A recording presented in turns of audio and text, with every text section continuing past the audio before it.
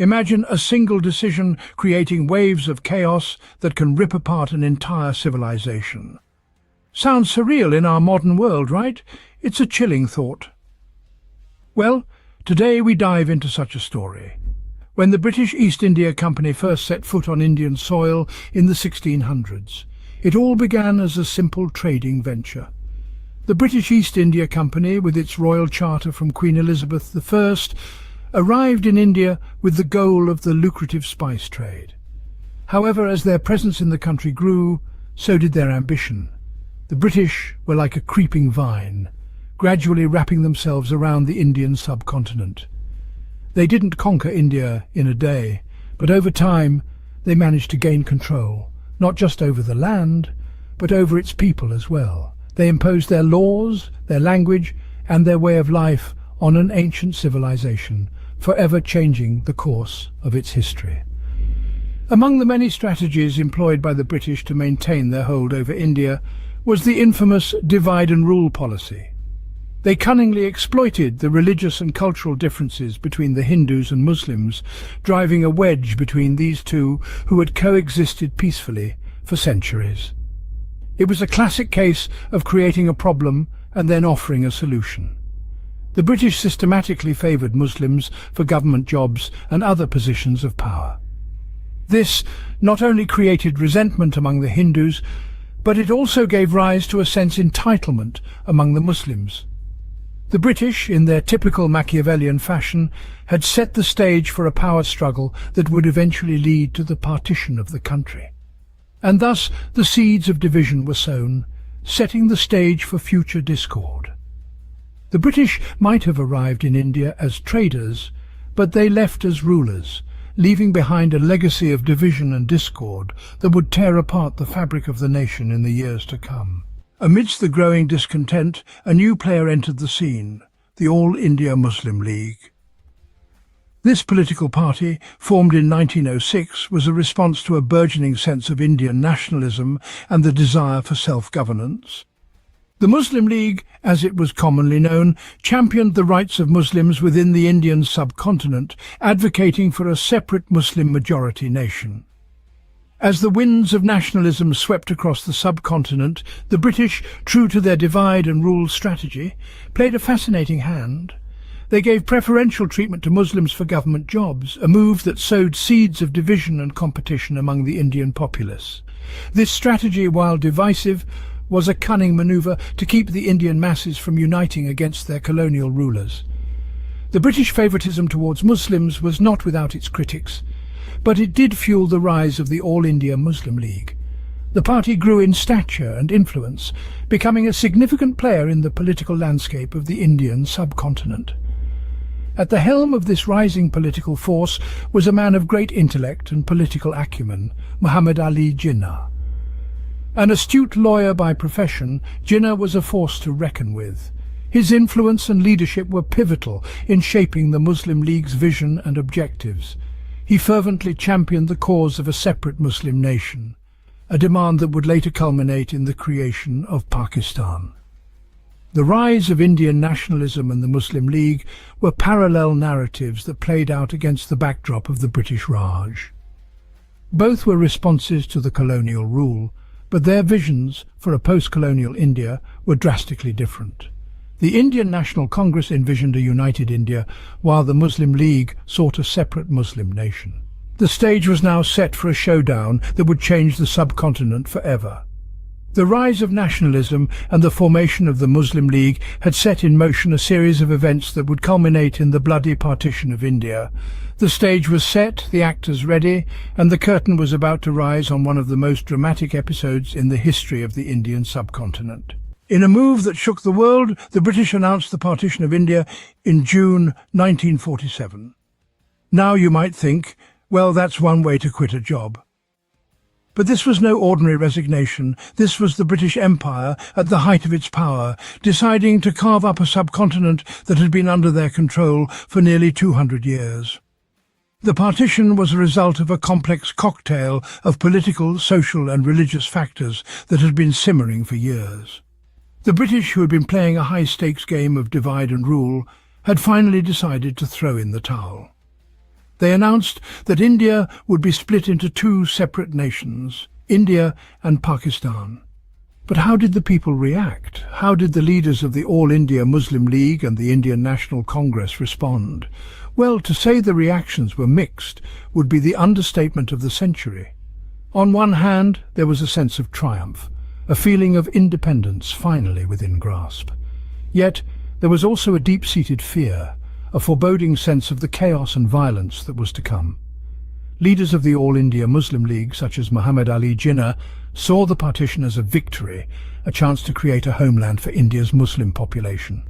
On the other hand, leaders of the Indian National Congress, like Jawaharlal Nehru and Mahatma Gandhi, were deeply opposed to the partition. They believed in a united India, where Hindus and Muslims could coexist peacefully. Yet despite the opposition, the wheels of partition had been set in motion. The British were adamant. The divide was happening. The announcement sent shockwaves across the subcontinent, sparking a mass exodus of people trying to cross borders, seeking safety amidst the brewing storm.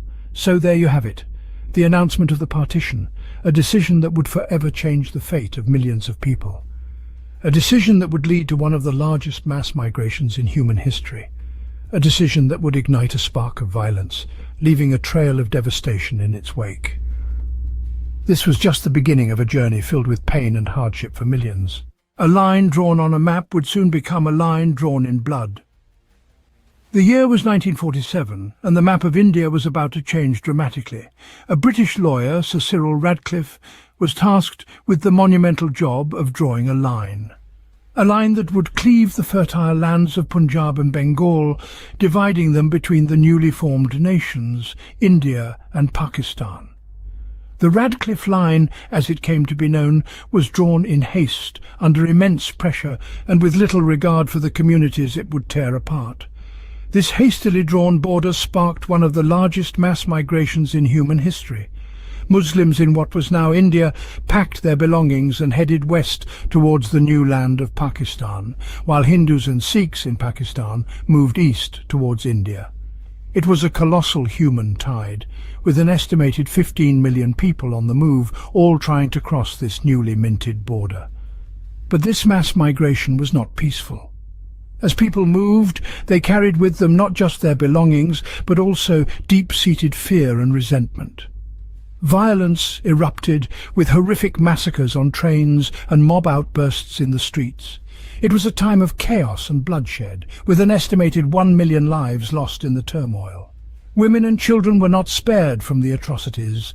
Stories of abductions, forced conversions and brutalities were rampant, adding to the terror and heartbreak of the time.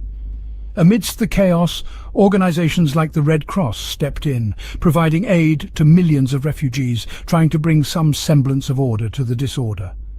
The Radcliffe Line, initially just a few strokes on a map, had become a line drawn in blood, a scar that would forever mark the face of the Indian subcontinent. It was a time of great upheaval, as people were forced to leave their homes and face an uncertain future. The mass migration following the drawing of the Radcliffe Line was a period of immense sorrow and loss, a time that would leave indelible marks on the psyche of two nations. The partition didn't just divide a country, it divided families, communities and hearts. In the wake of this cataclysmic event, an estimated 1 million lives were extinguished. The violence was not just widespread, but also brutal and indiscriminate. The most vulnerable, women and children, bore the brunt of this horrific period. Families were torn apart, homes were destroyed, and countless lives were irrevocably changed. The air was heavy with fear and uncertainty as people grappled with the reality of their new existence. The Red Cross, a beacon of hope amidst the carnage, rushed to provide aid. They offered a lifeline to millions of refugees, providing food, shelter and medical assistance. But even they couldn't erase the profound psychological trauma inflicted on the survivors. The echoes of the violence reverberated through generations, leaving deep emotional scars that time has struggled to heal. But the consequences of the partition extended beyond the immediate humanitarian crisis. It sowed the seeds of a bitter and enduring rivalry between India and Pakistan, a hostility that has manifested in multiple wars over the disputed region of Kashmir. This conflict has cost countless additional lives and perpetuated a cycle of mistrust and animosity. The partition not only drew a line on the map, but also etched a line in the hearts of the people of these two nations. The aftermath of the partition also brought about a dramatic shift in the religious demographics of both nations. Communities that had once been diverse tapestries of Hindus, Muslims and Sikhs were now homogeneous, their rich cultural heritage diluted by the mass migration. In the end, the partition was more than a political event. It was a human tragedy, a seismic event that shattered lives and left lasting ripples through history. It forever changed the landscape of the Indian subcontinent, physically and metaphorically. The scars from this period of history are still visible today, a haunting reminder of the cost of division. The partition of India wasn't just a historical event. It continues to shape the lives of millions. In the wake of the bloody partition, the cultural landscape of both India and Pakistan was irrevocably altered. A once diverse region was divided, leading to a significant shift in religious demographics.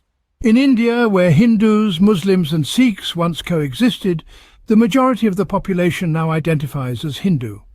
Pakistan, on the other hand, became predominantly Muslim. Yet, the partition was more than just a physical divide. It was a schism that cut through the heart of communities and families, leaving deep psychological scars that linger to this day. It's a shared trauma, a collective memory of loss and displacement that continues to haunt the subcontinent. Politicians in both India and Pakistan have not shied away from exploiting this painful memory. They have used the partition as a political tool to stoke nationalist sentiments, to justify violence and to manipulate elections. The partition is not just a historical event, it is a spectre that continues to cast its shadow over the political landscape. The impact of the partition is also felt on a more personal level in the lives of the millions who were displaced and the families that were torn apart. The stories of families separated, of homes lost, and of identities forever changed are passed down from generation to generation. These narratives serve as a poignant reminder of the human cost of political decisions, of the devastating impact of division and hatred. The partition of India also had a significant impact on the geopolitical landscape. The animosity between India and Pakistan, fueled by the traumatic events of the partition, has led to several wars over the disputed territory of Kashmir, and continues to be a source of tension between the two nations. The partition of India remains one of the most impactful and devastating events in modern history, with effects still felt today, and serves as the perfect reminder that the past was the worst.